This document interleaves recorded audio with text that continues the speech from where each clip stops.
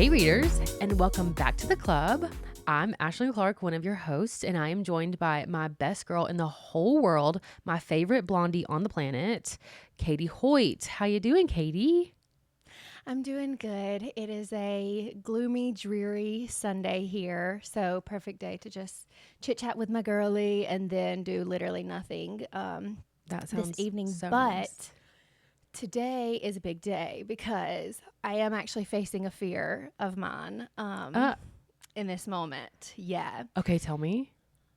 Okay, so I'm actually, for the first time on this podcast, repeating an outfit. And it was really scary, but here I am. Okay, I'm going to look at you and let me see if I can figure out which episode it was. I was wearing green. It was A Court of Mist and Fury. I don't know, but like that sounds right. So I was like trying to figure out what I was going to wear, and I was like, I really just want to wear like a cozy like sweater, but I don't have that many sweaters, and I've worn, like, I swear to God, every single sweater that I own on this podcast already. Yeah. And I was like, Katie, you've been doing this podcast for 2.5 years. It's okay. You just repeat the outfit. Yeah, seriously. No one's going to care. And so here I am. I'm facing my fear, and Lizzie McGuire, you are an outfit repeater, and it's fine. Katie Hoyt, you are an outfit repeater. I'm actually looking at YouTube right now to see if I can figure it out, but honestly, it's gonna take me way too long because we have so many videos with so many views. Yesterday, Right. I was at one of our attending physicians had like a big pool party. They have it every year. They call it like the welcome party or whatever. Uh-huh. So we had like the new residents start in July. And so he has this like kind of a month after, and everyone goes, like all the attendings, all of the residents, all their kids, like everyone's there. And everyone kept trying to invite me to stuff today. And I was like, I'm so sorry. Like I have my podcast today, and everyone knows that I have it. But it's just funny because I'm like, you all know that I have this podcast that I do, and not a single one of you, maybe 3 people there listen to it. But every time I tell them, like, oh, no, I totally get it. Like, that's so fun. Like, blah, blah. I'm like, it's so crazy to like have a micro podcast, you know? Like a little bit embarrassing, but so much fun. Okay, so my thing is, anytime I like tell someone something that's like kind of scandalous, that's maybe like a little bit more of a secret, that's like local news, like local to me, they're like, you should talk about that on your podcast. And I'm like, you need to calm down, because literally maybe 100 people listen to this podcast. Right. Like, it's not gonna like reach, Entertainment Tonight or anything like that. And also like most of the people that listen to it, I feel, are our local friends. Like it's not like it's going to be news to them. They're living it with like us. The people that listen to this podcast already know all of these things. Yeah, because we're texting my them. dad. Yeah.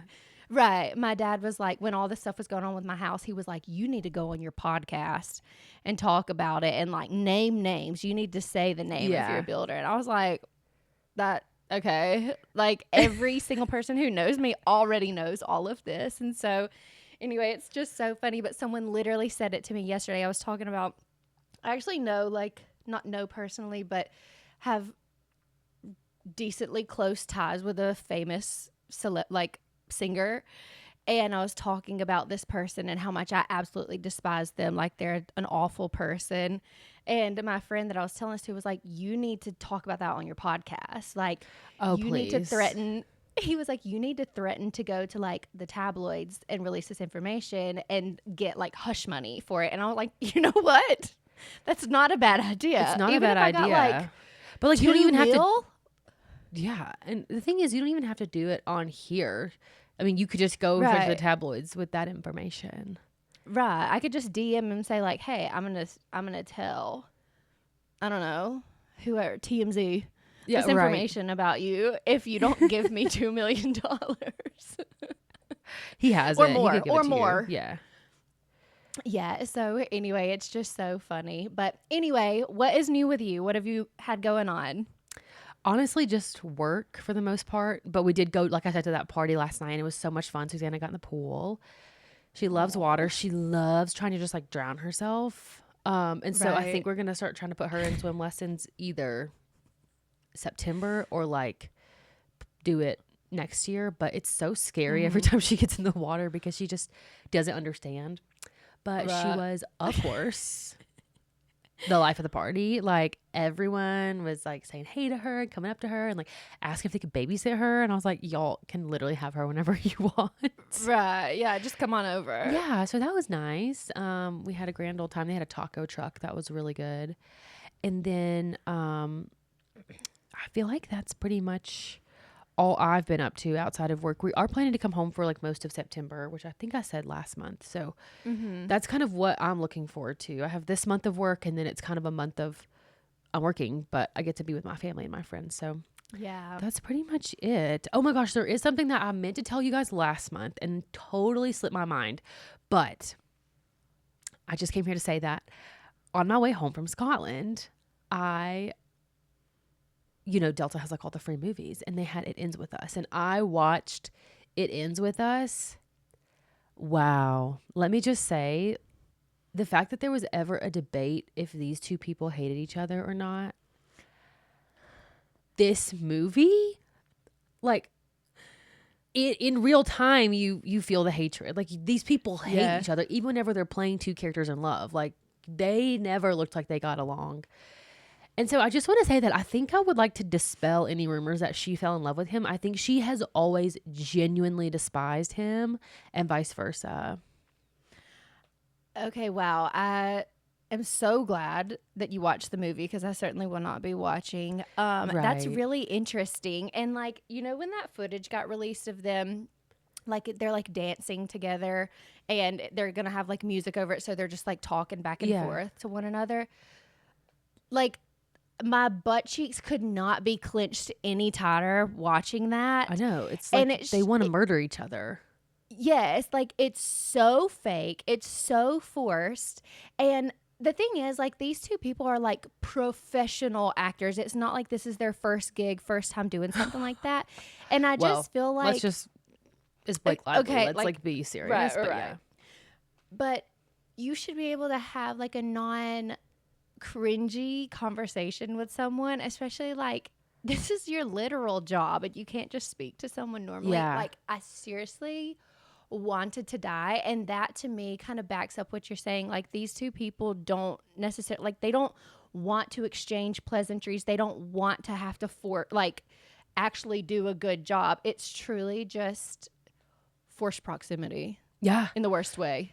In the worst way. The movie was crazy, and I totally see like where Colleen Hoover fans like get off being so obsessed. Like, you guys are trauma bonded. This movie was insane. I can only imagine that the book was like 100 times more traumatizing. Like, it was crazy, and I'm glad that I watched it because I feel like it gives good context. But at the same time, I'm like, how did this flop so bad? Because the story is really good. The movie is incredibly bad. Okay, and then there is a second book. Isn't that correct? I think it's like It Starts With Us or something. I think it's like a prequel or something. Okay, because I know that it was like, I think perhaps in all of these things, which I cannot keep up. I'm totally lost as to where we're at in the lawsuit at this point in time. But I think there was some kind of like each of them vying to have rights to produce the second movie. Yeah. And it's just like these two people are not going to work together literally ever again. No chance. So is there even a shot at a second movie? Like, you're going to have to get a new male or female. I don't even know if they're both the main characters. I'm sure she is. I don't think that this one would have him as the main character because I don't know. Okay, let me just preface by saying I literally don't know. But if it's still about like Lily, the main character, then it wouldn't have that guy in it. Okay. So then maybe it makes more sense for her to have the rights to produce the second movie, but I don't know. I can't. Except for remember. I hate her, and I don't wish that upon her. So yeah, and you know what? At this point, like, I feel like both of them are digging their own graves. And again, I'm not up to date. Since the toast has been off, and I'm not getting like weekly, daily updates on what's going on. I truly have no idea. Both of these people seriously need to calm down. They need to just like go on vacation and come back and just say like, you know what? None of this is worth it. We're ruining both of our careers. Literally like trashing our own names for what? Yeah. For literally what? Like just so people can be like, it's this back and forth of wait, I'm Team Blake and no, he did this, but wait, he just came out with this and now she did this. It's really insane, and it's doing nothing but making people hate literally both of them, except for I think a lot of people are still like toxically obsessed with him, like he could do literally nothing wrong, which I'm sure the same is true of Blake as well. But yeah, the entire situation, I'm really just like over it. I don't necessarily care to hear any more about the two of them and what they have going on. I know. And I feel bad for Colleen Hoover because she got her name dragged through the mud for these two because she's just excited that people were wanting to be in her movie. And now she has like 4 movies in production. So I'm happy for her that she gets to like move on from this. Yeah, and you know what? We always have Verity to look forward to. So hopefully, which should be coming out. When does that come out? March of next year or something? I was going to say, you told me. I feel like it was like early 2026 or something like that. So we'll look forward to that regardless of how you feel, I feel about the book Dakota Johnson. I will watch anything that she's a part of. So I know the book is so good too. Anyway, what's up with you? Tell me what you have coming up or like what y'all have been doing at your house. Okay, so I just briefly want to touch on the fact that it's fall. So we've entered August and does it work that fall. way? Yeah. So August 1, you can start listening or, it's time to start listening to folklore and it's fall. Okay. And I didn't make the rules. That's just like, it's international law. So it's fall, it's pumpkin spice season, it's spooky season, it's time to get out your sweatshirts. Halloween came out of nowhere. I know, it's really crazy. Like, it seems like it was just the 4th of July a few weeks ago, and then Halloween. But no, this is my favorite time of year. Like, school's starting back, and, like, the kids are off. And yesterday, we were going to breakfast, and Hoyt was like, life is just so much better when school is in session. And I said, what do you mean by that? And he was like, just like, it's easier to go places. And I was like, you work from home. The only time that we leave this house is to go 5 minutes to your parents' house. And we literally are on a road that is not our neighborhood or your parents' neighborhood for maybe 1/10 of a mile. So I have no idea what you're talking about. While all of that might be true, you can't say Hoyt is wrong though. Like, he knows exactly what he's talking about. He's like, wow, there's not people on our street. Right. The point is still valid if you were someone who was like going into an office every day, or someone I don't know because office time is like during school drop-off time, so it might be a little harder. But people who like leave their house midday, that's like they benefit a lot. Yeah, totally. But anyway, so the only thing that I have really like coming up that I touched on briefly in the last episode is that recruitment rush is next week. So we are actually recording this episode like a little bit early because I will be at bid day next Sunday when we would have when we would have normally recorded. I am so excited. I get to be like a part of it. And the other girl who's an advisor, I texted her and I was like, are we in the parties? Like, if you're unfamiliar with like rush speak, that's like when the new girls come in and they meet the girls, like at the chapter, there's parties every single day. So there's like multiple parties. You'll have like 9 or 10 parties a day. But I was like, are we in the parties? And she was like, oh, like it's kind of just up to you if you want to be. And I was like, why would I not want to be in the parties? There? I'm trying to witness this like in real time. Why would I not want to be involved in that? So Rush I'm was the so best. excited. A lot of people didn't like it, but seriously, it was my favorite thing. It was so, I don't know, just like fresh faces, people that you get to meet and you're like forced to meet them. So it's not like you have to like go out of your way. Like they just walk into your chapter room and you say, hey. And that was fun. And then also it was just like such high stakes. You know what I mean? Like if this girl doesn't like me, she's going to go to KD and that's going to ruin my life. And it was literally so magnificent. You would get so obsessed and be like, she has to go find you. If she doesn't, I will die. Like I'll drop if we don't take her. Like the craziest shit goes on, and like come to find it'll be like literally 3 weeks into the school year and this girl's like getting arrested at the fraternity houses and you're like, never mind. Whoops. Like a bad judgment call on my part, but it's so fun. And then like in tandem with that is Bama Rush Talk has begun. And I'm so excited. Have you watched not really at all? I've gotten a couple of videos on my For You, but yesterday Kylan Darnell came on my For You page and I thought, here we go. This is what I've been waiting all year to see. Okay, so you know her little sister Izzy is going through this year. I didn't know that. Ashlyn, this is the Bama Rush Talk news like of the year, at least for the time being. So today is like maybe day one of actual parties, or maybe it's tomorrow. I can't remember. Oh my God, the speculation, because Izzy, Kylan's little sister, apparently has like not the best reputation and like has maybe done some things that some people in some chapters would not be a fan of and like want to drop her for. Also, Kylan is a Zeta legacy, or Kylan is a Zeta at Alabama, making Izzy an in-house legacy. If you did not go through Rush, this sounds like we're speaking another language, but it's important. Yes. And so now everybody is like, well, now we're going to get to see in real time how much Zeta values Kylan and her opinion, because what if they drop Izzy? And Zeta apparently now, like nationally, they don't have a rule where you have to take legacies or even like in-house legacies.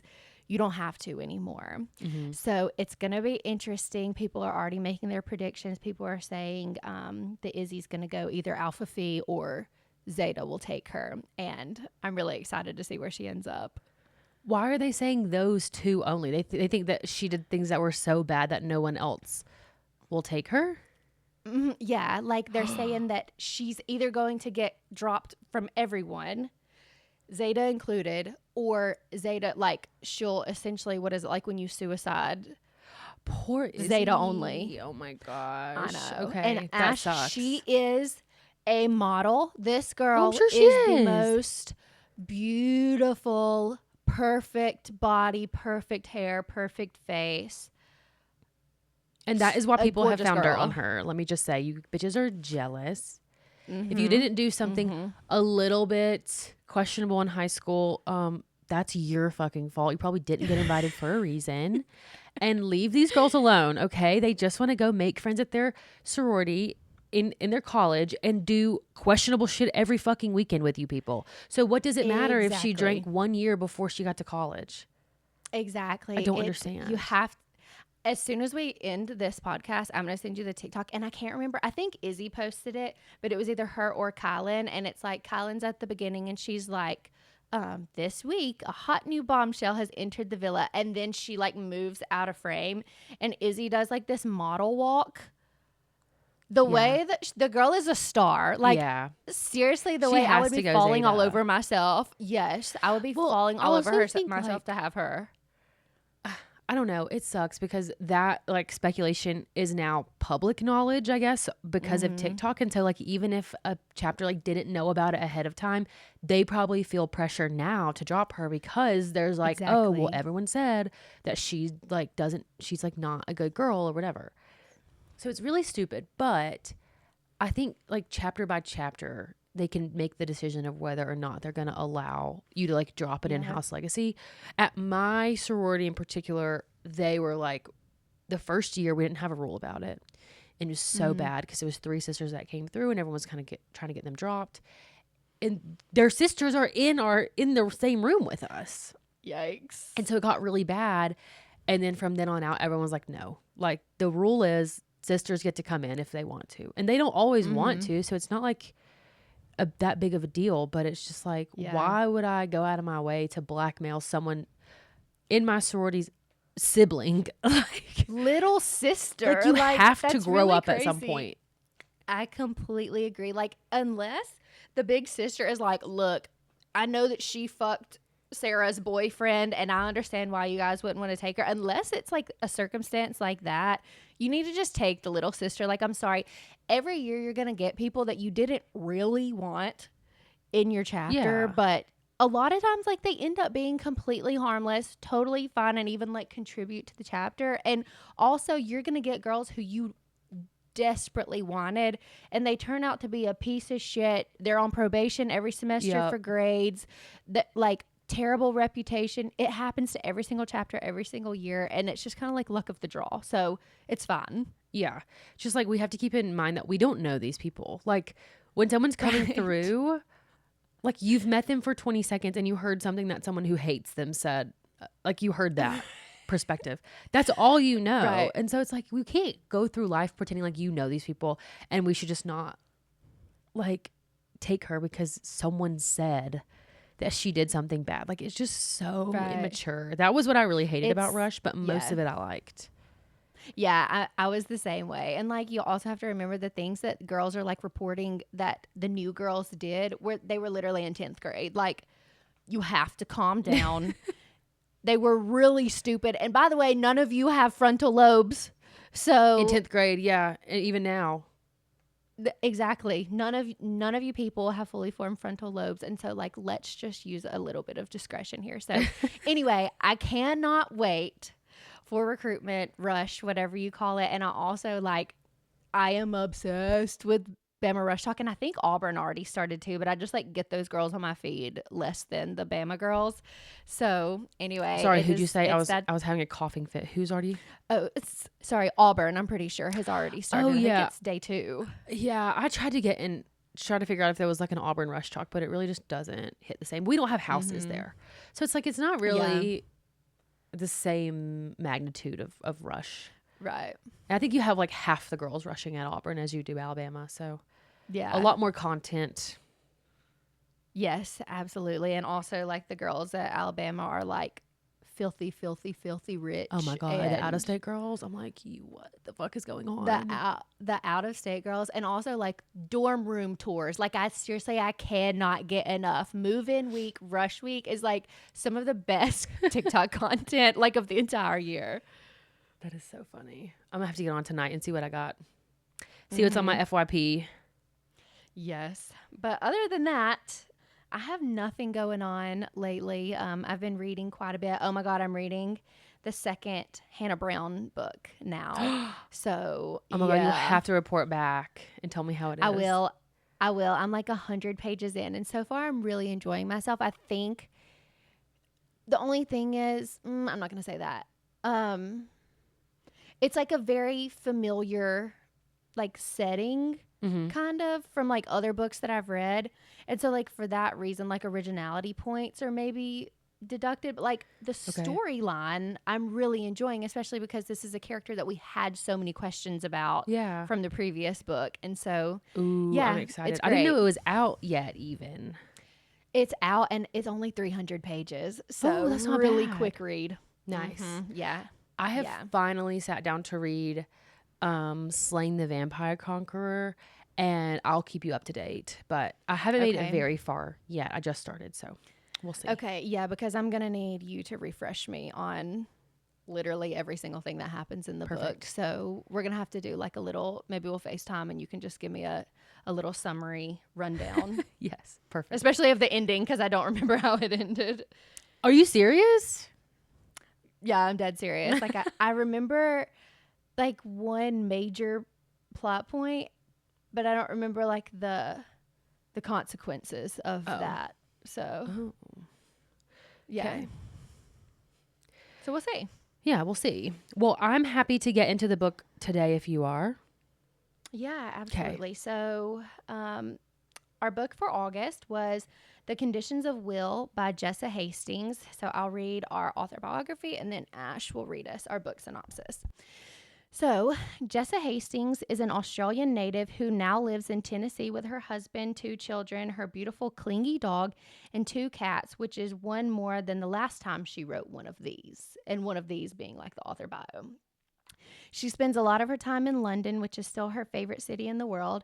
Other current favorites are Bluey, Jenny Kane Cardigans, Galaxy Minstrels, and Gracie Abrams's The Secret of Us album. Magnolia Parks was her debut novel and is the series that changed her life and made way for all this. She is very grateful. Okay, love it. Short to the point. Explains a lot of things that I had to say later on about this book. And so I'll go back to this, but I don't really have a lot to say. It was enough, but it wasn't too much. And I like that it like put in some of her like personal life without being like, she got a master's degree at this place. Like nobody gives a fuck. I like that you watch Bluey. You know what I mean? Exactly. Yeah. She's just like a normal girl. Yeah. She's one of us. Exactly. So, okay. So here's the book synopsis. London-based Georgia Carter, professional lie detector and body language savant, has long been estranged from her infuriating, close-minded, wealthy South Carolina family.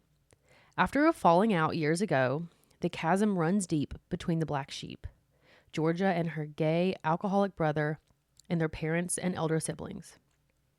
But when their father dies suddenly, Georgia returns to the States for the funeral, where she comes face to face with Sam Penny, her brother's AA sponsor. Amid the tensions, dramas, and revelations of the family reunion, Georgia and Sam are instantly drawn to each other. However, Georgia's brother also harbors feelings for Sam, and the last thing Georgia wants to do is hurt the only family she's ever really had. When their father's will reveals a surprising bequest to a mysterious stranger, Georgia's ability to read people becomes crucial in unraveling her father's hidden past. The delicate balance within the family teeters, and secrets, both old and new, threaten to push them beyond their breaking point. There are only so many cracks a damaged family can take before it shatters. Okay, literally hate this. Hate. Like, it just tells you everything. Mm-hmm. Every single thing. The only thing it doesn't tell you is that the secret from her dad was that he had a gay lover. That's literally the only thing you don't know. Which is like, I don't know.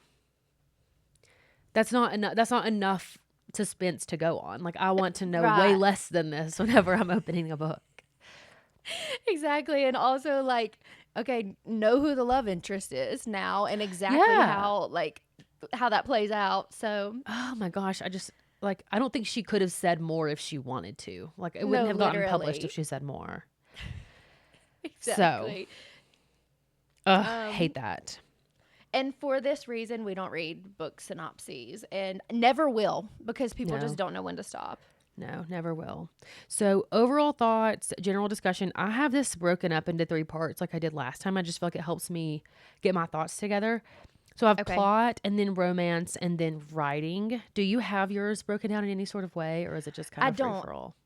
I have 3 things, but the first one is like an overarching, like, I think that we cannot overlook the like editing aspect of this book. Like, there simply just was not edits. I feel like you could have quite literally one regular like IQ person read this and they would have been able to point out several edits that you needed. I don't think I was expecting you to say IQ, but okay. But I will be moving forward with every single thought, like, that aside. Okay, like, I'm not going to take that into consideration. Okay, well, since any you of these things brought that up, do you want me to go into my writing section, or do you want me to just do yours and then okay? So go ahead. For the writing, like you said, it just needed an editor. But the thing is, like, even like if you're thinking of editor as in like she probably should have split this sentence up into 2 sentences, and she probably should have dropped that word because it was redundant. Like, those are things that should have been done here. But there was also just like, she's like a rambler, and it made it really, really hard to comprehend what her point was a lot of times. And get this girl a mic. Like, she would be great on a podcast, but she needs someone to sit her down and say, You don't have to use all these words to say this sentence. Okay, yeah, I completely agree. And I would pick up on that. And the thing is, Magnolia Parks, she writes Magnolia in this exact same way, but like maybe worse. But Magnolia has ADHD. And so it's like endearing. Like she continues to just say, like, oh, he had on this shirt. And that shirt reminded me of this one time. Like it's literally just like crazy thoughts that you find endearing with Magnolia because that's just her.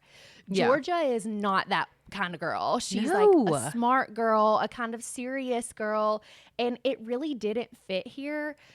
I thought it was funny, and I think that like that's maybe part of Jessa Hastings' lore. Like if you've read Magnolia Parks, you're like, oh, just like a little hint. It kind of is like a a nod to Magnolia, but like it doesn't fit here. And I completely agree with you. Like she needs to pare down. Yeah. So that was one thing. Like she says like a lot of really redundant words in the same sentence.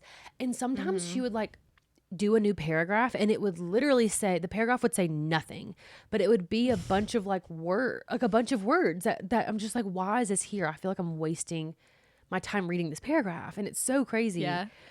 But like I took a screenshot of one of the pages. 'Cause Okay. this paragraph like literally took me aback. And it's not like the first of its kind. It just seriously was like a really good example. Okay. So she's talking about her ex-boyfriend. And he was like part of the militia, like a private contractor militia, like to go kill people. Okay. So she's like, he sucked in his cheeks a little. His brows got lower and he eyed me carefully. He pulled his head back, chin jutted out. That's anger. He didn't like that question. And you'd think I would have been nervous. He was and is, beyond a shadow of a doubt, one of the most dangerous men in Britain, comma, no period. But he didn't and never has felt in any way like a threat to me. Yeah, exactly. Imagine reading 400 and something pages of that. I was seriously at my wit's end. Like, I want to find this girl and be like, just grab her by the lips and be, shh, shut up. Yeah. Stop talking. Hush. Exactly. And that's a perfect example. Like, that's the way that Magnolia speaks. And it is like you're obsessed with her because that's how she is.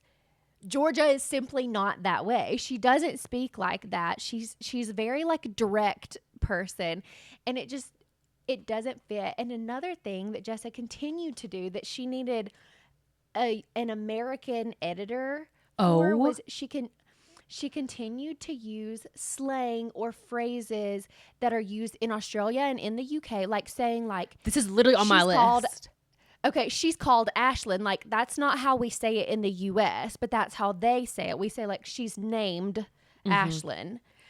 And there were several instances she of would that say, where like, someone... oh, we're getting on great. Instead of, like, we're getting along. Like, we're getting on. Yes. One time, Tennyson, who was from South Carolina, said mum with a U. Exactly. And she just needs someone from the U.S. to say, like, we don't speak that way. And it's one thing if you... Like, I'll let Georgia using some of those phrases slide because she's lived in London for like 10 years at this point. So I'll let that slide. But exactly what you just said, Tennyson or people who live in South Carolina and have literally never left a day in their life, they are not going to speak that way. They probably have no idea that that's even how people across the pond speak. So it just didn't make sense. And that killed me. Yeah, I totally agree. So that was the other thing that I was going to put. And then there was also these like inconsistencies. Like this one in particular pissed me off. I know what you're going to say. She would forget that she told you something and then say something different or even bring it back up. But like if you make a whole paragraph where your main character is bragging about how good they look in dressed down jeans and name brand top, and then 3 pages later, they show up in a coffee shop and all of a sudden they're pulling down their dress and they never changed, never went back home, nothing. It's literally your duty, your job as the author to remember that you were just talking about how hot she looked in her jeans. Yeah. And when she said that Sam had only known her for 19 days, I was like, Sam knew her for 11. Like literally, this was like barely a week after they very first met for the first time. I was like, 19 days. Like, what did we just? And then she's like, you haven't even known me 3 weeks, and I'm like, this is week number 2. Like, Yes. you're in the second week. He's like, I fell in love with you last Tuesday. She's like, you met me last Monday. He's like, I know. This is now the following Thursday. It has not even been 14 days.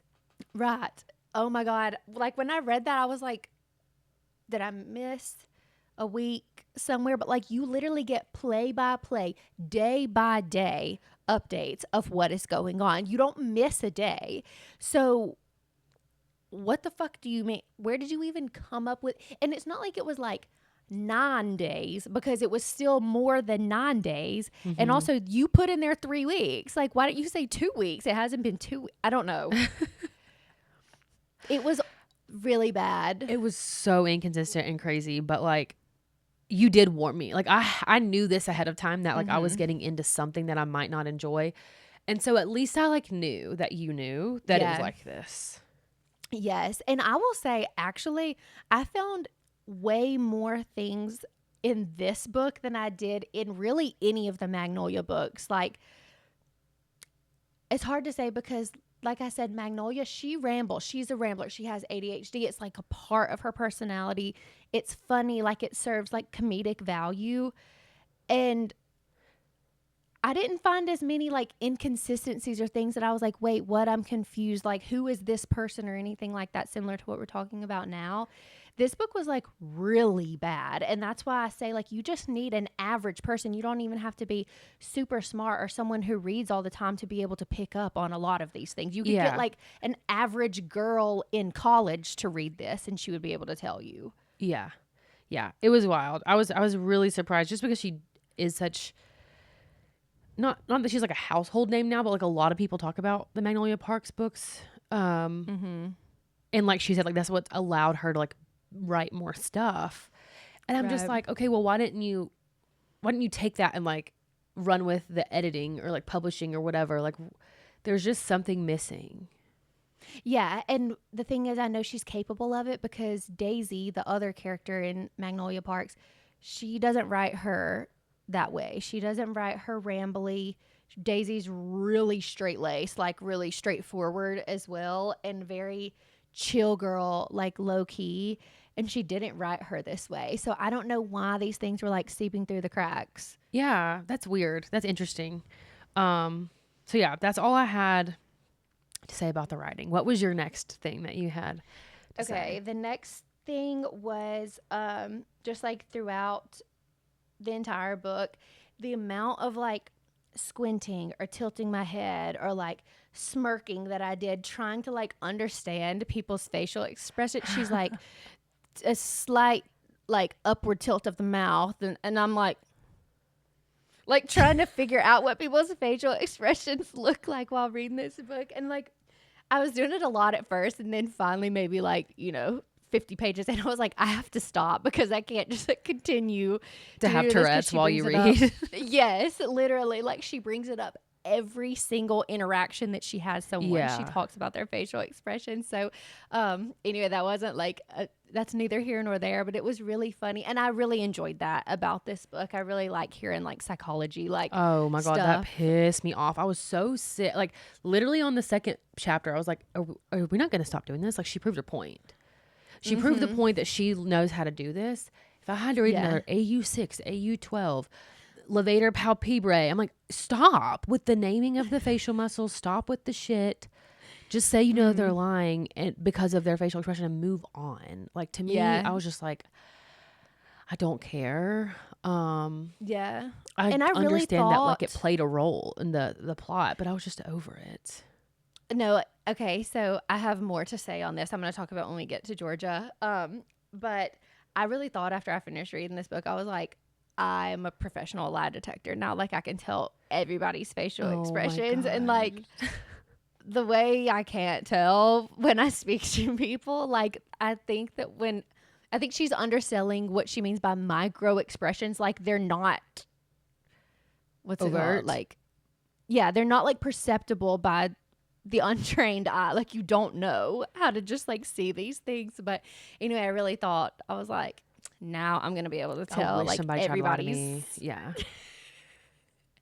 Yeah. Meanwhile, the only person I speak to is my husband. So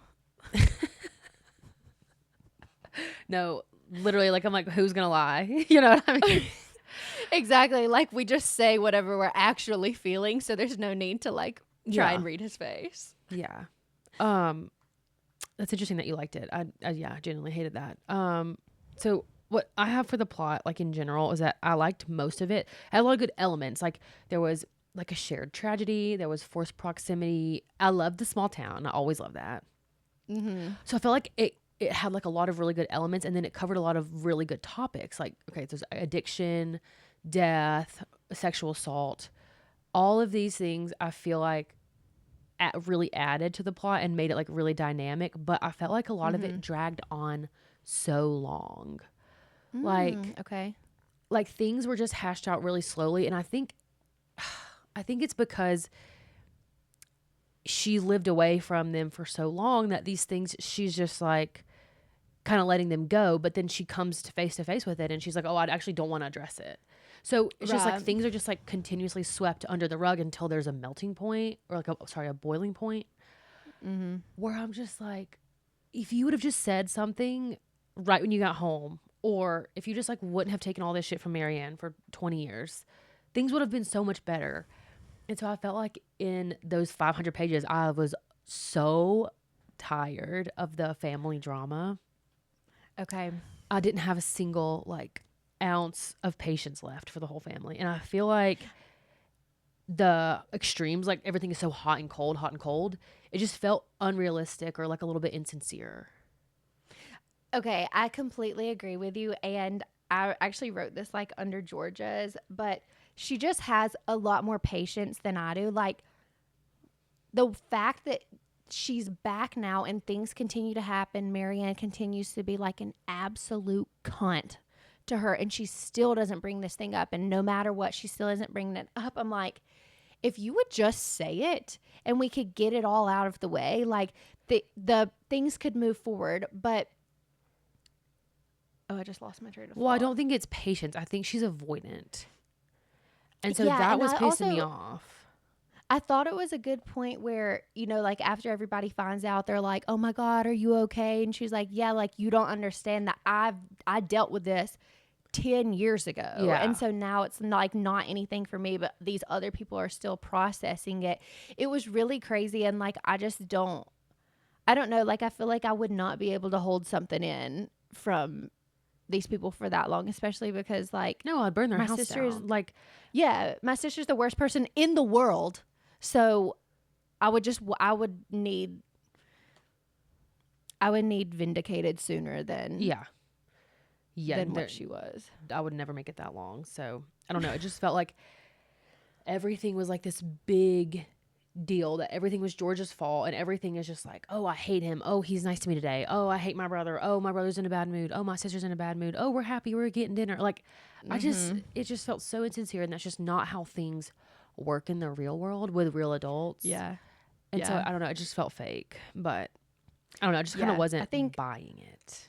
I think a lot of elements in this story did feel contrived, fake, unrealistic, Yeah. etc. Which I'll say more about later.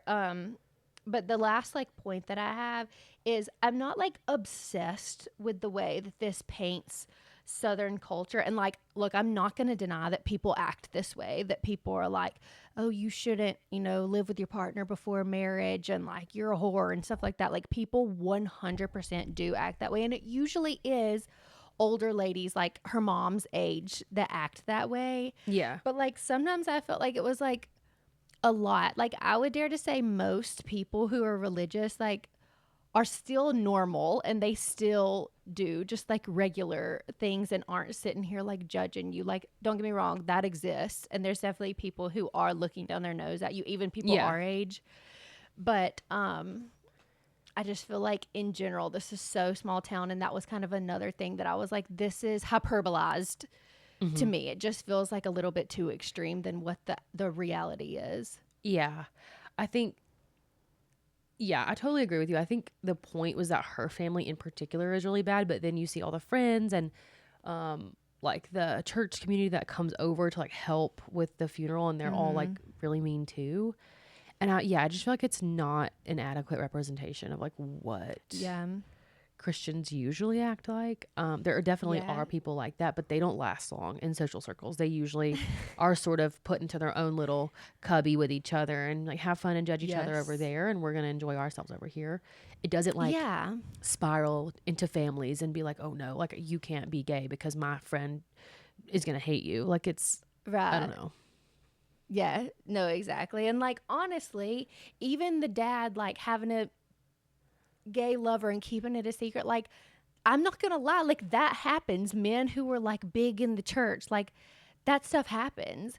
But I just feel like a lot of the things, like sending him off to what was it, like military school, like come on. I just Yeah, feel like some of the things were it was too much. yeah, kind of crazy. I agree. And then the last point that I had just about in general was like the romance of it all. Um, did feel like a little bit disingenuous at first, but I eventually warmed up to it. But I Mm-hmm. was really confused by the timing because I was like, okay, well, they've only been together for like a week, but they've been around each other 24/7 for that week. So maybe it's a little bit more Mm-hmm. like the Love Island of it all, like the villa, they Yes. like forced to be together all day. So maybe it feels like it's been 2 or 3 weeks or a month or whatever. And so Mm-hmm. I feel like once I understood that, I could like kind of see myself understanding like how quickly they're moving. But overall, I did think that the romance was good. I was just kind of surprised that it was like mostly like fade to black. Yeah. Okay. So that was the other thing I was curious to see how she would write it because in Magnolia Parks, like there really aren't explicit sex scenes. So I was thinking this is like meant to be a true like romance, I guess, like based um book, whereas Magnolia Parks is more like there's larger friendship dynamic, like relationship dynamics at play with Magnolia Parks. And so it's not necessarily like straightforward, simply romance the way that this book is. Yeah. But yeah, I was curious to see how you would feel about the sex scenes, which I actually felt like she did a lot more in this book than she did in any of her other books. But I actually found it to be quite refreshing. Like I don't Yeah, it was necessarily nice. need, Yeah. yeah. But the falling in love aspect, I did think that that was really crazy. Like, and I was in the same boat as you. I was like, I can't believe these people literally are in love with each other after a week. But then I thought about Love Island, and not only is it they're around each other all the time, but like these people are like she's going through so much shit dealing with her family, and this man who's like a good, decent person is witnessing it in real time and has like the proper emotional responses to these things. So I could see how that would like draw you in. Oh, I just realized I'm not wearing my ring again. I'm still married, guys, but She I did isn't. forget. She's cheating. Okay, cat's out of the bag.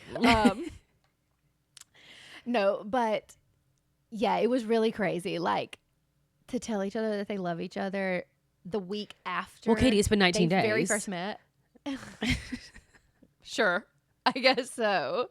Which I don't know. Even on Love Island, they don't say "I love you" to each other after that point in time. So this is really crazy. I feel like it was a lot of just like trauma bonds, him witnessing all of the shit that she's going through and the shit that her family puts her through, and like just maybe he just understands that she's a good person. And sometimes, like you do feel connected to people. Like she kept saying over and over, I feel like I already know him. Like he just feels so familiar to me. And like sometimes you do have that with people, but I still think it's really crazy to say out loud that you love someone a week Mm-hmm. after you've met. Yeah, it's a little crazy. It's a little Agree. contrived. It's giving fated mates. Definitely. I completely agree with you. Okay, so now that I've rambled for like literally an hour, we can get into our character lineup. So first we Okay. have Georgia. We kind of talked about her a little bit already, but what else did you have to say? Okay, so what I wrote was I'm obsessed with the lie detecting and the psychology of it all, but I put This is a lot, especially because I don't know what AU6 is. And I knew going into it, I was like, I'm going to get tired of this by the end. And I know that we already talked about this, but like I was in the same boat as you. At first I was like, oh, this is really cool. And then I was like, just tell me what they said, and then just say like I know that they're lying, or like she was showing signs of contempt, or whatever it was. Just tell me the emotion. But overall, I did really enjoy that aspect of it. Did you ever watch the show? What was it? Where the guy like is a lie detector. Oh my god. Do you know what show I'm talking about? No, I have no idea. Okay, it's like an older guy, not older, but like middle-aged guy, and he literally does this for a live. Oh my god, that's gonna drive me crazy. But shows like that and like the psychology stuff. And I also really thought that it was interesting learning about like narcissists and all of that, especially because in today's world, people throw around the term narcissist like really loosely to describe anyone who is like a little bit mean to them. Yeah. So if you are someone who does that, I would highly recommend reading this book so you can get like a true understanding of what the term narcissist means. But I enjoyed it. Another thing that I felt like was a little bit like, what the fuck? How did she just like leave London for 2 weeks and like? Yeah, I don't know. I'm assuming I that thought she was in school, had a job, but yeah, but like you can just like take PTO. It's not like that big of a deal with school. I guess so. It just felt a little bit like what we didn't even like cover that. She didn't even say like I reached out to my boss and let her know that I was going to be spending some time like nothing. She's just like, okay, I booked a flight. And then her friend is like, do you want me to come with you? Like, what do you people do all day where you can just up and fly to America for an unknown amount of time? Yeah, the friend wanting to go, I'm like, girl. And Sam, even, I'm like, you guys, why are you here? But exactly. Whatever. It was a long time to be off. What I put for Georgia, I just had like she was okay. I was just really tired of her by the end, mainly of the psychology stuff, because I felt like we, outside of the lie detector thing, it was like, what else did she do? Who else was she? Like, we didn't talk about anything else. That's all we know about her, really. And that she loves Sam. That's like, I don't know. I just feel like she wasn't very well rounded. Yeah. Like, what were her interests? What were her hobbies? What did she, like, what was she really about? All you know is literally psychology. Yeah, no, I don't think that she has anything else. Well, that's all we were given. And so that was kind of my critique of her. But I felt like she was fine. I wasn't like, oh, I like Georgia.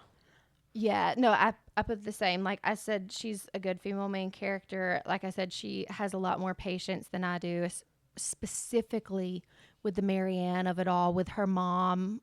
It is literally not patience that she has. She's avoiding everything. Yeah, you're right. Like, she just continues to say, like, oh, it's not worth it. And she even says that, like, I'm telling myself this isn't going to end the way that I think it ends, so I just walk away instead. And I'm like, girl, please please cause a scene. Like, I'm begging you. Seriously. But the last thing I wrote is not gonna lie, the falling in love so quickly was really crazy. So crazy. All things that we've already said. Right.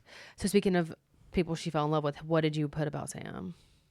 Okay, so Sam, my little golden retriever, like I'm really obsessed with him, and I just feel like she did a good job describing him physically, because I'm picturing literally the most attractive man that I've like ever seen in my entire life. Like tall, tan, muscles, Australian, like what's not to like. And every time she started to like pull away from him and he was like, wait, no, like let's talk about this, I would get really upset. Like I felt super protective over him, and she was just trying to like doing everything in her power to try and ruin this relationship.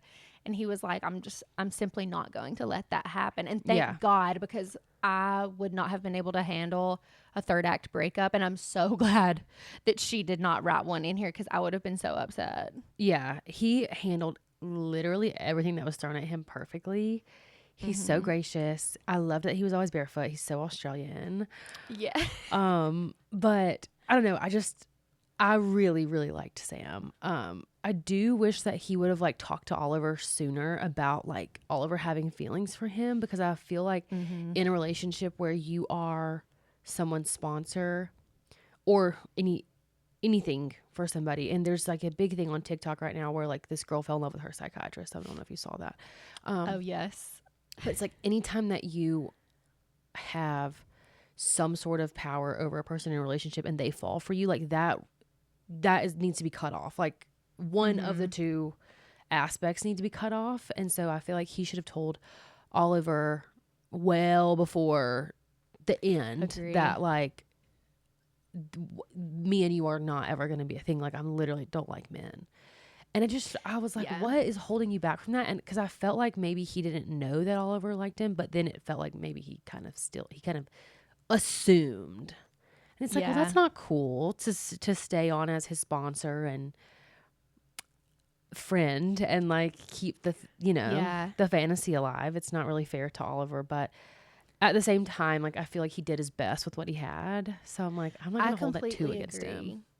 I completely agree, and I feel like he did at least have like an inkling that Oliver liked him, and it probably should have been addressed sooner. And I was even getting annoyed like in the book after it comes out that, you know, Georgia and Sam like each other and Oliver gets all pissed off. I understand that like Sam at that point is like sticky situation, rock in a hard place kind of thing. But I wanted him to speak up sooner about it. Like, Oliver, I will come and I will be with you, but you need to know, like, you can't talk bad about Georgia. But it took, like, literally the dead end of things for him to finally step up and say that. And so I do wish that he would have done more. But, like, I also understand that Oliver is in a really vulnerable state right now, and he's kind of just he's like walking on eggshells trying to keep things at bay in that regard. Also, Georgia is the one telling him like, don't say anything, don't do anything. And so, yes, I don't know. It's just another one of her avoidant tendencies. But anyways. Completely agree. The only other thing that I wrote for him was, why did he feel like he needed to fly directly from South Carolina to London? Like, it Go get your shit. Can literally get your affairs in order, fly out a week later, fly out 3 days later. Like, it's actually okay to be apart from this girl. Like, I know it was so insane. The fact that he was so like, no, I changed my flight. And he's like, oh, it's okay. Like, I just own the coffee shop, so I don't have to be there. Well, it's like, okay, well, what about your like toothbrush? What about your charger? Like, where's all your shit? I know you've been traveling for the last 2 weeks, but you don't have everything you own in that suitcase. What about your furniture? And to just be literally like, what about your apartment? I don't know, but it was really crazy to me to not say like, I have to go back, I have to make sure that, you know, I have things set up to where the coffee shop is fine without me. Like, you need to get your affairs in order. And the fact that he was just like, no, it's fine, I'll just go. Like, why? Yeah. And it's like, okay, you go to a place that's 8 hours maybe more ahead of LA, right? And it was really confusing to me. And I'm just like, how do you decide? You met this girl literally 2 weeks ago, and now you're like, I live in London now. Like, what are you talking about? Like, this is psychotic behavior. It was psychotic. It was totally psychotic, but whatever. I still love him so much, so I'm gonna let it slide. Okay, so what do you have down for Oliver? I'm interested to hear. Okay, so at first, feel so bad for him. The not getting any inheritance was like so fucked up. And like at that point in time, I would not have blamed him for going no contact with his entire family except for Georgia. Like, that was awful. That said, Oliver, as the book went on, seriously needs to grow the fuck up. He needs to seek a therapist, not just an AA sponsor. He's got to figure his shit out. And I know, like, by the end, you know, he's, like, been sober for 4 months and all of this. But this has to be the final straw with him. Like, he needs to stop acting so immature and just grow up. And by the way, I also think he needs to split the money with Georgia because she split her money with him. So I have the exact same thing written down. I literally said like Oliver has seen some shit, but he deeply needs therapy.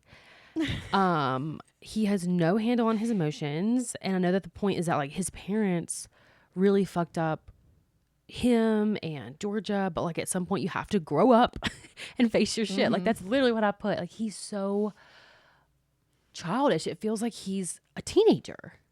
Literally. And it's just like never been told no, and he's like super petulant, and I don't know. I felt the same way as you at the beginning. I was like, oh, poor Oliver. I'm glad Georgia has his back, whatever. And now I'm like, you owe so much to your sister and you can't see that. Like literally what? I agree. He needs to split that money. Yeah. And at the end, when Georgia is like, you are an addict, like you're not helping yourself, you're just like continuing to, you know, like put yourself in these situations and perpetuate these bad habits of yours, like you need help, like truly. And then he gets mad at her, and I'm like, okay, like the accountability factor here is zero. Someone needed to say that to him, but like the thing is, he's not hearing it. He's just like, ugh, whatever. Yeah. But he's the problem. He Seriously. literally was pissing me off. Like when he got so mad at her, I wanted to say, like, this person does not like men. Like, I understand you can't help who you love. You have to make an attempt to stop. And honestly, it's as much on Oliver to say, like, Sam, I don't know if you can be my sponsor anymore because I just like have feelings for you. So we need to figure that out one way or another. Yeah. Like someone has to be an adult here. Yeah, not going to be Oliver. Not going to be any of those siblings. So, speaking of the siblings, okay, let's go to Tennyson. You can start with him. Okay, you go first because I've started us off the last three. This is the only sibling that I liked by the end of the freaking book. And I felt like I started off not like hating him, but like thinking like, okay, you just don't try to be like a good sibling. You don't care about people, whatever. But then by the end, I was like, okay, he's a good guy. I'm glad he turned things around. And this is like the exact thing that Oliver needs to do is look everything dead in the face and say, I fucked up. Like I was a shitty brother. I was a shitty friend, but I'm owning that and I'm trying to like move forward in a healthy manner. Yeah. And I just feel like he needs to take a page out of Tennyson's book because Tennyson was like the prototype. Completely agree. And I put like at the beginning, I was like, wait, like is Tennyson going to be our dark horse? And I'm so glad that he was. I really also enjoyed Savannah and like just having her be a part of the story. And also that like now it feels like Georgia has like yet another friend just like within their family, the realm of their family. When Tennyson beat the fuck out of Beckett, and it was like no questions asked. He was just like, yes. He was like, you did what? He didn't even say like, oh, you're being dramatic, nothing. Just like immediately goes in, helps Sam, just like beat the ever-loving shit out of him. It made me so happy, and I was so glad to see their relationship turn around, even though there were like some rocky times, even when they were kind of like, you know, things were starting to get better when they were still in New Orleans. They made it. The ending was really sweet. I thought like they came to see her, you know, hang out with her. And I also didn't think he was going to be such a major part of this story. I thought he was just going to be kind of like, I was pretty taken aback. Yes. And so I was really happy to like have him. And he sounds like a man too. So, ideal brother now, not in the past, but you know. Yeah. Moving forward. This is what I wanted to say earlier too that felt like super fake, disingenuine. Like every time they talk about Beckett, even in the present tense where everyone knows that he raped their sister, they call him Bex. And I'm like, as soon as someone rapes you, pet names are no longer on the table. We're done. Completely. We're done. It's government only. I completely agree, and I felt the same way. I was like, this is like too familiar. Like this person is your literal abuser. Like, what are you talking about, Bex? Right. Yeah, it's crazy. I do think that Tennyson could have done more to get his mom on there, like to understand that Marianne is like seriously a monster. But maybe that's something that he has planned for later on down the road. Maybe that's something that he's like, today's not the day. It's been a week for everybody. Like, let's talk to mom later. But I do feel like that is his cross to bear because he's the only one that's talked to their mom outside of Marianne for the last 10 years. I completely agree. And he's also like local, you know, maybe he can get her to come around at some point. I agree. Okay, speaking of Marianne, dying to hear what you have to say about her. Marianne would be on probably her third set of veneers if she was my sister. This is the quintessential, like, okay, you know, violence is not always the answer, but sometimes it's the answer. She needs the threat of physical violence in her life in order to make any changes. She's the meanest bitch on the planet, and she just feels so comfortable being mean. And there's like this psychologist that Jake sometimes listened to, and he was talking about like adolescent boys versus adolescent girls, and it's like adolescent girls really learn to be really fucking mean to each other because there's never the threat of physical violence. And so whereas boys are always like, okay, well, I'm gonna fall in line because this guy can beat me up, but I can beat up this guy. It's like, this is kind of like the pecking order. Girls are like, who's the meanest? And that's how you win. And so Marianne's always wanted to be like the winner. And it's like, okay, you can be as mean as you want, but whenever I knock your fucking front teeth out, then what? That's what she needs to understand. That is really, really, really interesting. Thank you for sharing that. But I completely agree. And I literally wrote down, I'm mad that no one has ever beat the ever loving shit out of her and that there's never any repercussions for anything that she does. It pisses me off so bad. Like, and I just wrote, I legitimately can't express how badly I hate this girl. She is my worst nightmare. If you watch this most recent season of Love Island, Huda vibes to the extreme. The girl has never taken accountability for a single thing in her entire life. Everything is always someone else's fault. And her little fucking shitbag husband trying to poach Oliver's money after he just found out that he got an inheritance. They got to go. Yeah, like, I seriously pray. I wrote that I hope that the husband leaves her, but like, he's a piece of shit too. I pray that they like get arrested for something. Like, they have to have some kind of repercussion for being literally the worst people on this entire planet. Like, I can't express. She was making me so fucking mad. Yeah. And so for Jessa Hastings, I know you live in Tennessee, but this is how the South is. Like, you can run your mouth so far and then you're going to get the shit beat out of you. That's what happens. By someone. By somebody. Because you know, Marianne was bullying bitches at school too. And don't tell me there was not a hot Cheeto girl at that school. Somebody needed to beat this bitch's ass in the hallway. Like, seriously, knock her teeth out. I cannot stand this girl. She's the worst character of all time. She's the worst character, but she would not exist. Like, there are people that went to my high school that are so fucking mean and so fucking terrible. They don't even hold a candle to Marianne. Like, she's seriously the worst person on the planet. Like, I agree. I hope nothing but terrible things for her. Same. Okay, so I also included Violet, Alexis, and the mom on here, but I didn't have much for them. Was there anything that you felt particularly compelled to discuss? Yes. So Violet, I was really excited about. Whenever they introduced her, she had Violet and her husband Clay, and I was like, oh, these are going to be like our people. And then I feel like she pissed me off because she was like, oh, well, you're getting felt up at your dad's funeral. And it's like, hello, it's called like, I like this man and he put his hand on my knee for support. Like, read the room and don't be such a fucking cunt. It's like, okay, everyone in this house has been calling me a slut for 10 years and now you too. Right. Like, you're supposed to be my safe haven. And I wrote exactly that. Like, she was a nice reprieve. Like, it was nice to know that Georgia and Oliver had someone in their corner that lived there. But I still ended up like really not liking her that much. And then especially when they like are going to go to New Orleans and she won't tell them anything about her brother. Like, girl, they have his lover's address. Like, actually, what are you talking about? Yeah, why don't you just go? Him. I don't know why she wouldn't just go and meet him anyway. Because it's like, of course she would like him. Of course it would be nice for her to know. Because this is like someone who knew your brother really better than anybody else.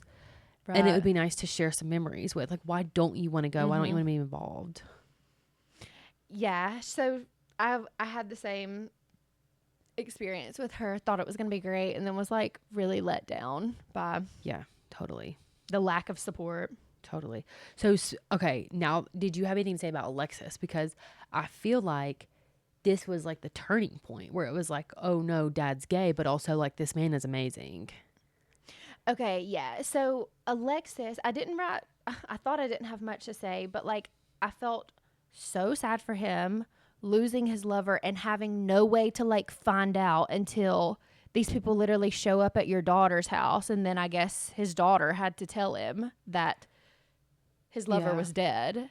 I felt bad for him, and I know it was like that had to have been so hard to live this life in secret. Like no one know, like the two of you can't have just this public, regular, normal life. But the very end felt a little bit too fairy tale to me. Like all of a sudden he's showing up in London, and now you're gonna go to France together with this man who you Yeah. now FaceTime once a week. And I don't know. I did enjoy it because I felt like it was nice. Now Georgia has like this father figure to replace the dad that she didn't ever really have.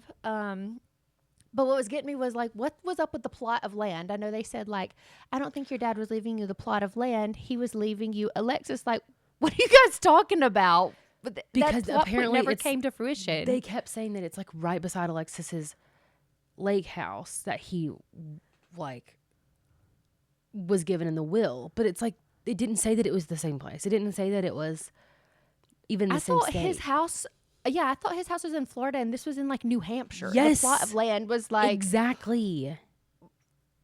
I don't know. That part really, I think she was like turning cartwheels trying to get that across, but it made quite literally no sense to me whatsoever. And like honestly now, okay, so she has this like nice piece of land somewhere in New England, and maybe she can build a house there that she can like summer in. I don't even know if it's like on the coast or what the fuck. I don't know. But that was really stupid. But how did you feel about Alexis? Oh, I liked him. I was excited for like some explaining of anything that has happened within their family. Like, I'm just glad that something has an answer to it. Mm-hmm. And I felt like he was a good character. Like, he was nice. You could tell he loved their dad, and he wasn't like going out of his way to be like, I want to be your dad too. He was just like, here's my number, here's my email. Like, please contact me, whatever. And so I liked him. I don't have anything bad to say. Agree. And I also like I would kill to see his house. I just feel like it was like truly gorgeous. Immaculate. Yeah. I would go see the lake house too. No, same. And like hopefully they can all go visit and have some fun memories there. Okay, what about the mom? I have literally 2 sentences written for her, but did you have I have anything? 3 words. Rot in hell. I never want to see you. I never want to hear from you. I'm glad that you know your husband's gay. Move on. Like, hang out with Marianne. Yeah. You guys waste away together being miserable fucking bitches. I literally wrote, this bitch also needs her skull cracked. I hope she and Marianne live together in misery for the rest of their lives. I hope so too. And that's that on that. With their $0 that they inherited. Which she got 1% of the company, so. Or 10%. Right, Was it 10% or 1? 10. I think it might have been 10. 1 seems like really crazy. Yeah, that's true. It was probably 10. True. Okay, so now that we've kind of discussed everybody, let's play favorites. Who was your favorite character? Okay, mine was Tennyson. Okay. Just 10 out of 10. No notes. I know he's got a pass, but he felt genuinely sorry and like has proven that he's now ready to be the brother that he should have been all along. Yeah. And simpatico with that, I put Savannah because she's the reason that Tennyson is who he is today. Love. And I really wish we would have gotten to see like more from her. I would even read like a little epilogue novella just to like get, I don't know, some insight into their story or something like that. Because I really enjoyed her character and I wish that we would have gotten more from her. Totally agree. What was your favorite scene? Okay, so I have 3. So the first one was her calling Marianne a cunt and spilling her coffee in her lap. The second one is her telling everyone that Beckett raped her and them beating the shit out of him and Marianne, you know, finally being, I don't have vocabulary words today. She was revealed. What's the word I'm trying to say? She was like outed. She was. Oh my God. Whatever. You guys get what I'm saying. And then my third favorite scene was when she physically assaulted Marianne. So she didn't get any good licks in. All she had was the hair. Like that's just not going to make an impact. No, yeah, and I wish that she would have gotten more, but I still really liked it because I would have come across that table a lot sooner than she did. Mm-hmm. Yep. Totally. Okay, what about you? Okay, so my favorite scene was the last one. Okay. Mainly because I was ready to be done. And also because everyone was together again, and I felt like it was kind of a new, fresh start. Because she's with Sam, and everyone that shows up knows that ahead of time. They're not allowed to be mad at it. Right. They've had 6 months to like really take some time to regroup. And Oliver's 4 months sober. And I was really excited that Alexis was there because he's just like trying to be part of the family. And so that was my favorite. I felt like it ended really, really well. Yeah, it was really sweet and wholesome. And it was surprising to me. I feel like because it's Georgia and she truly like cares about Oliver and she's not someone who's going to hold a grudge particularly to him. I felt like it worked. Like she does seem like the kind of person that's just like, let's let bygones be bygones. Let's go on this trip and just like try to rekindle our relationship. So yeah, that was really sweet. Okay. So now it is time for us to talk a little bit of shit. So why don't you tell us who your least favorite character was? Oliver. And I don't really have anything else to say about that. Okay. I think that I think there were a lot of good contenders. Marianne, the mom, the dad. But dad was my second. Okay. But Oliver was my first. Okay, so I wrote the obvious choice is Marianne, but I really fucking hated Oliver too. And so he is also my choice for least favorite character. Just the immaturity. Yeah. It was pissing me off so bad. And when when he got into cahoots with Marianne, I was like, oh, this is diabolical. Like that is evil. So, yeah, it doesn't really get worse than that. So after that, I was like, he's fucking dead to me. Yeah, completely agree. Okay, what was your least favorite scene?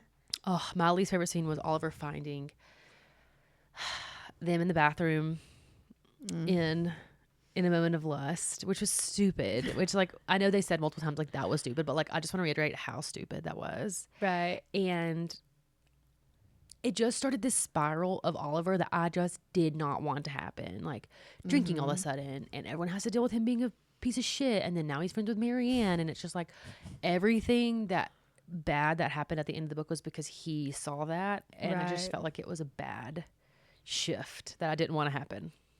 Yeah, and that was also when like then Georgia is like, okay, Sam and I can't do this anymore, and like I swear to God, I was like, just don't even start. Yes, I was getting so anxious. Like, I swear to God, if she cuts him off, thank God Sam was like, no, like, you're not going to do this. I'm not going to let you do this. We are together. I love you. Yeah. But yeah, that one really hurt. And you're right. It was just a domino effect after that. What about yours?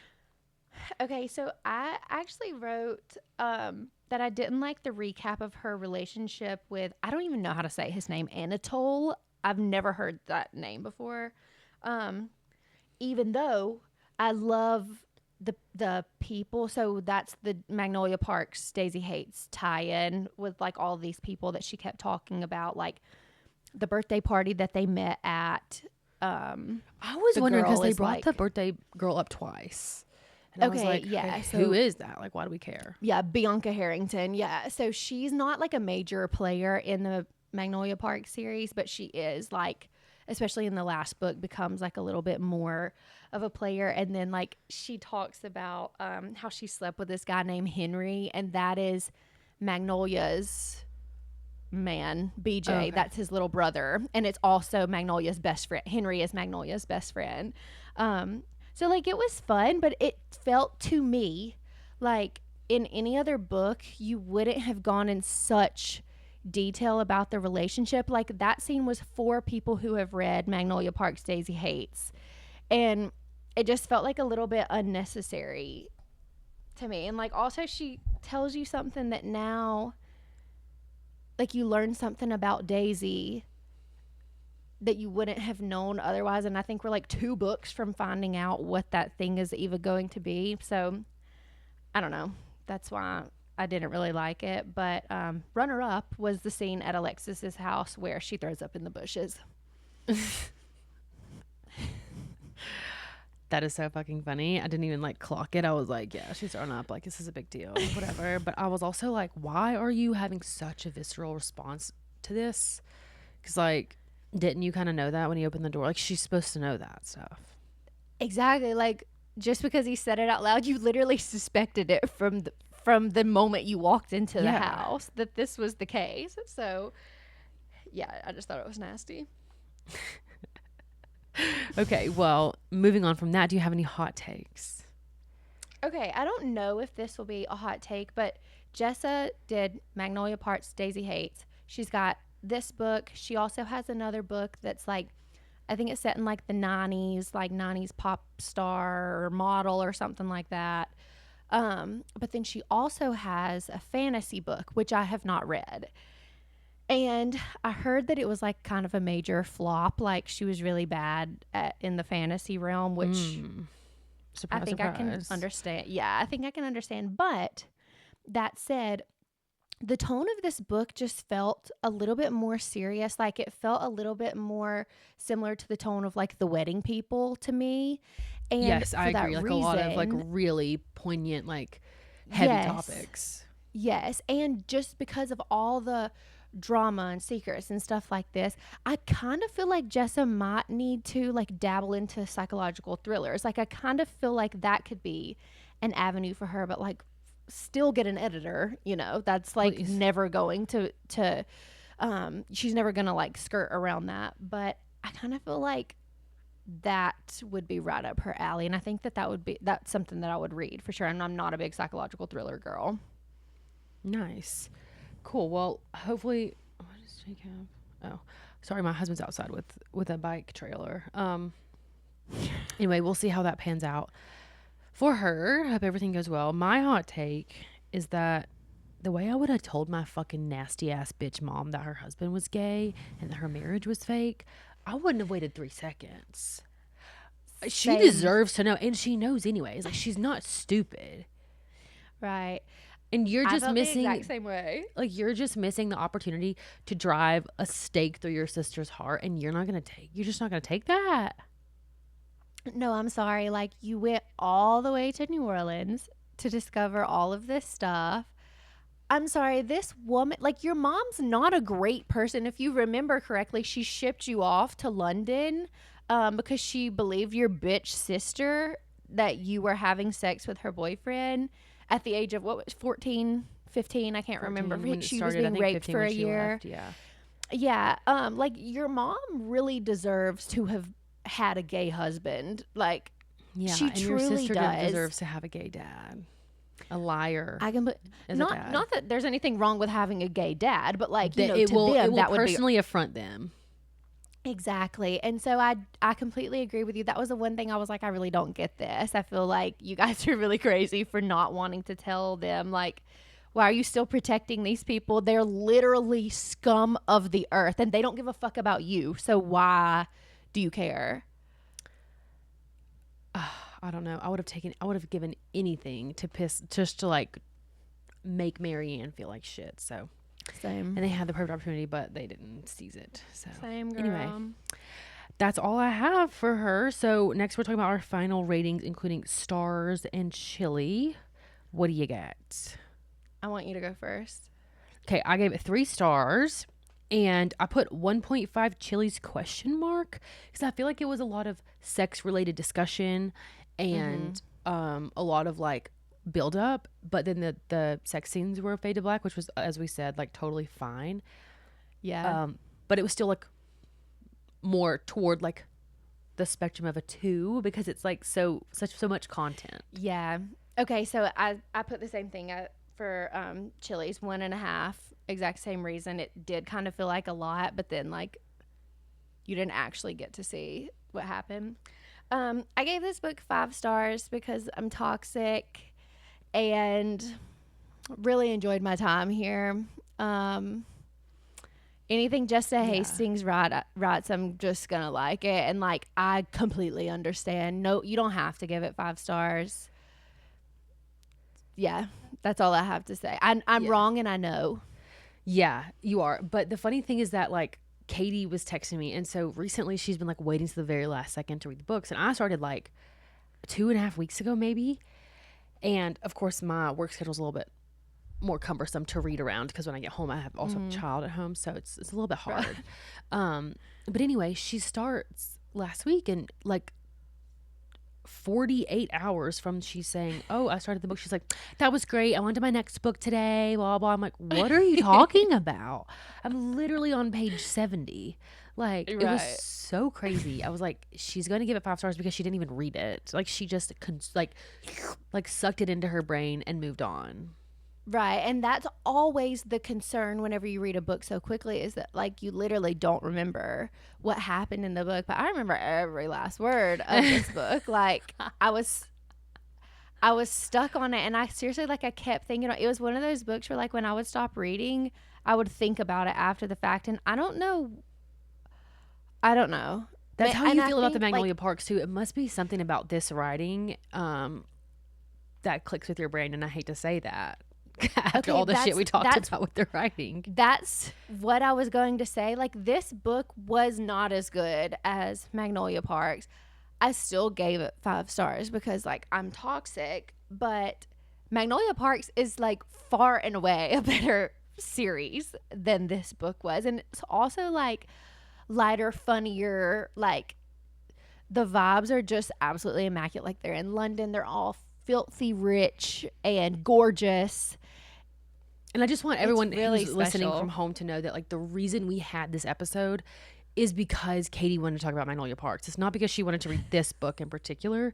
She just Right. needed a Jessa Hastings piece of work for us to read so that she could springboard that into talking about Magnolia Parks for 2 hours. Right. So that said, the book for September is Magnolia Park. I'm just kidding. It's not.